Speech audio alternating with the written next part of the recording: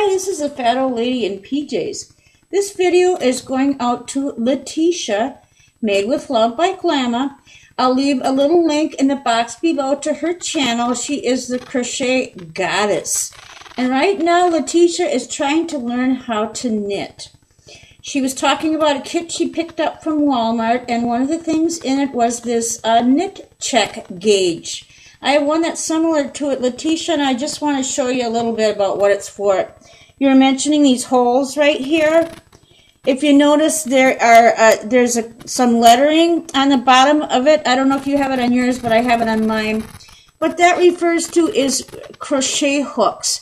You can put your crochet hooks in here. If you have one maybe that's kind of old, you picked it up at an estate sale and you don't know what the size is, you can put it right in here and figure that out. And on the other side here are going to be the millimeter sizes. And there are different gauges online. You can figure out, I believe like a 4 millimeter would be a size 8 knitting needle in American sizes. And some of those charts will show you that. It's a quick and easy way to do it. Another thing that you're going to see is on the bottom here, you have a little ruler that's just handy for measuring things that you're doing. And then on the top, you will find the millimeter sizes, a millimeter ruler. And that is good for patterns that are Australian or British because they like to measure in millimeters. One that I really like on YouTube is Bob Wilson 123. And a lot of times she'll say, oh, it's so many millimeters. Well, now you got it here. And it's kind of handy. It's a little trick. Is that if you want to find out the millimeter sizes, find out the inches, you look at the millimeter size and just kind of follow it right straight down, and then you'll see it. Like a 5 millimeter here is going to be about 1 3/4 inches. It's just kind of a little trick. You can do that too with tape measures. If you have one that's got English, the imperial sizes, the inches on one side, millimeters on the other, just flip it over and then that'll give you the millimeter size. Another thing here on here is going to be your little L-shaped gauge. And what is that for? Well, that is for figuring out your gauge, what they call gauge. Your patterns, most of them will have, they'll tell you that you get so many inches across here and then so many rows per inch. What you do is you knit a swatch. It's usually 4 by 4, and then you'll just set this on top to get your gauge. Let me show you here. I got a little knitted piece, and you're just going to put it right over here. And then you're going to figure out how many rows you've got going up and down, and then how many stitches going across.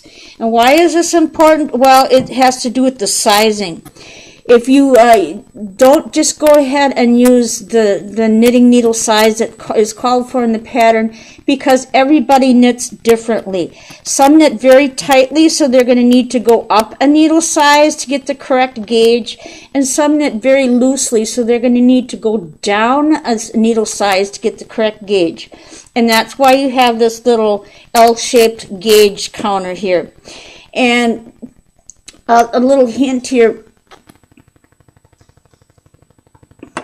You're going to need to measure your gauge, and I'll tell you why. Because sometimes if you use different types of yarn, like knitting worsted or a sporting weight yarn, your sizing is going to be different because, of course, the diameters of the yarn are different. And this is really important because if you just go ahead and use the knitting needle size that's listed on the pattern, it might be designed for a 6-month-old, but it might fit a baby that's a year-old. It might be too big. And again, if you got a knitting, a pattern that's maybe for a 2-year-old or something, it might fit a newborn. Well, you don't want that. You want to get the correct gauge, especially when you put so much yarn and so much time into it. So that's why this stitch gauge here is very important for you. And I hope that helps you out. If you have any questions for those of us who have knitted for a long time, feel free to ask. Another thing, too, I want to show you is the circular needles here. I have circular needles on this. Don't know if you can see it. Got a little cable kind of going out right here. What I do is I like to knit everything on cable needles. It's called Magic Loop, and I like to do that for hats and mittens. It works great for that.